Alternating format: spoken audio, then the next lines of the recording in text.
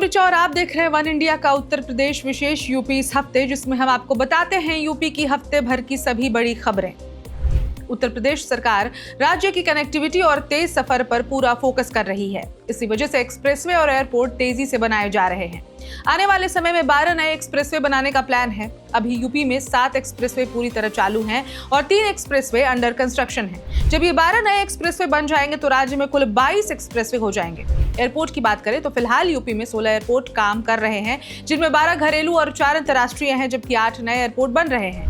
जेवर में international greenfield airport शुरू होते ही यूपी 5 अंतर्राष्ट्रीय एयरपोर्ट वाला देश का पहला राज्य बन जाएगा। आर्थिक मोर्चे पर भी यूपी तेजी से आगे बढ़ रहा है। बुंदेलखंड औद्योगिक विकास प्राधिकरण के तहत 56,662 एकड़ जमीन ली जा रही है। 2016-17 में यूपी की अर्थव्यवस्था 13.30 लाख करोड़ थी, जो 2024-25 में बढ़कर 30 लाख करोड़ हो गई और 2025 से 2027 तक 36 लाख करोड़ का लक्ष्य है। प्रति व्यक्ति आय 61,142 से बढ़कर 1,26,304 हो गई। बजट 3.47 लाख करोड़ से 8.33 लाख करोड़। कैपिटल एक्सपेंडिचर 69.79 हजार करोड़ से 1.47 लाख करोड़। टैक्स रेवेन्यू 86,000 करोड़ से 2.09 लाख करोड़ पहुंच चुका है। फैक्ट्रियां 14,169 से बढ़कर 30,695 हो गई हैं और एक्सपोर्ट 84,000 करोड़ से 1.86 लाख करोड़ तक पहुंच गया है, जो यूपी की तेज ग्रोथ दिखाता है। राजधानी लखनऊ में इसी महीने के आखिरी हफ्ते में ग्राउंड ब्रेकिंग सेरेमनी यानी कि GBC 5 होने वाली है और इससे पहले उत्तर प्रदेश सरकार ने बड़ा कदम उठा लिया है। इन्वेस्टमेंट बढ़ाने के लिए इन्वेस्ट यूपी देश के 5 बड़े शहरों दिल्ली, मुंबई, चेन्नई, हैदराबाद और बेंगलुरु में अपने सैटेलाइट ऑफिस खोलने जा रहा है। इन ऑफिसों के उद्घाटन के साथ साथ शहर में रोड शो भी होंगे, ताकि बड़े इन्वेस्टमेंट को यूपी में इन्वेस्टमेंट के लिए माहौल बनाया जा सके। मुख्यमंत्री योगी आदित्यनाथ के निर्देश पर इन ऑफिसों के लिए इमारतें तय हो चुकी हैं और अगले हफ्ते तक स्टाफ की तैनाती भी पूरी हो जाएगी। हर ऑफिस में एक मैनेजर और ट्रेड एक्सपर्ट होंगे, जो इन्वेस्टमेंटों को सीधी जानकारी देंगे। उद्घाटन के मौके पर गोलमेज बैठकें होंगी और बड़े बड़े MOU साइन किए जाएंगे। इन्वेस्ट यूपी का लक्ष्य है कि GBC 5 से पहले 1 लाख करोड़ के इन्वेस्टमेंट MOU पूरे कर लिए जाएं, ताकि इन्वेस्टमेंटों को यूपी आए बिना ही जमीन नीति और आवेदन से जुड़ी पूरी मदद मिल सके। योगी सरकार ने बजट सत्र के पहले दिन विधानसभा में इकोनॉमिक सर्वे 2026 पेश किया, जिसमें गोरखपुर, वाराणसी, मेरठ और प्रयागराज में मेट्रो चलाने की नई घोषणा की गई। इससे गोरखपुर मेट्रो को लेकर फिर से उम्मीदें जगी हैं। ये प्रोजेक्ट यूपी MRCL के जरिए बनाया जाएगा और लाइट रैपिड ट्रांसपोर्ट सिस्टम होगा। गोरखपुर मेट्रो में करीब 28 किलोमीटर लंबा नेटवर्क होगा, जिसमें 27 स्टेशन और 2 एलिवेटेड लाइनें शामिल होंगी। इसकी अनुमानित लागत करीब 4600 करोड़ है।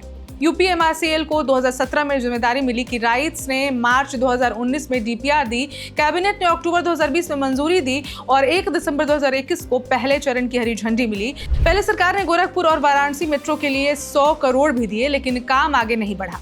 लाइन 1 श्यामनगर से सूबा बाजार तक 16.95 किलोमीटर लंबी होगी, जिसमें 16 स्टेशन होंगे, जबकि लाइन 2 गुलहीरा से कचहरी चौराहा तक 10.46 किलोमीटर की होगी। उसमें 11 स्टेशन शामिल होंगे। लखनऊ की किंग जॉर्ज मेडिकल यूनिवर्सिटी यानी कि KGMU में प्रशासन ने बड़ा फैसला लिया है। कैंपस के अंदर 1947 के बाद बनी सभी 6 मज़ारों को हटाने का आदेश दिया गया है। सोमवार को इस मामले में दूसरा और आखिरी नोटिस जारी किया गया है, जिसमें 28 फरवरी तक का अल्टीमेटम दिया गया है।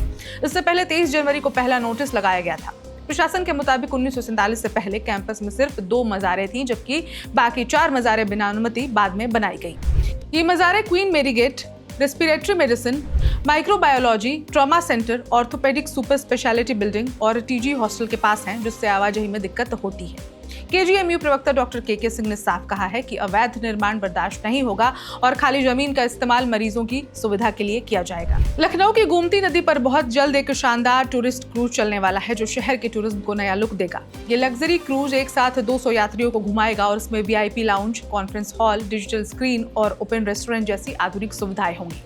क्रूज का निर्माण हनुमान सेतु के पास रिवर फ्रंट पर हो रहा है। लखनऊ विकास प्राधिकरण इनकी LDA के उपाध्यक्ष प्रथमेश कुमार ने साइट का निरीक्षण किया और इसे 5 महीने में पूरा करने का निर्देश भी दिया है। इस प्रोजेक्ट के लिए RFP के जरिए कोलकाता की Balaji sales and Purnima enterprises company को चुना गया है। कंपनी 16 लाख करोड़ की लागत खुद लगाएगी और हर साल 16 लाख LDA को देगी।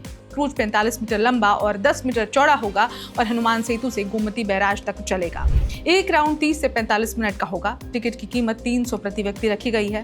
क्रूज पर कैप्टन समेत 5 मरीन स्टाफ तैनात होंगे और बच्चों के लिए मजेदार व जानकारी देने वाली एक्टिविटीज भी होंगी।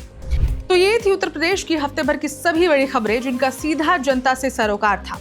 आपको हमारा ये सेगमेंट कैसा लगता है कमेंट में जरूर बताएं और देखते रहें वन इंडिया। नमस्कार। Subscribe to One India and never miss an update. Download the One India app now.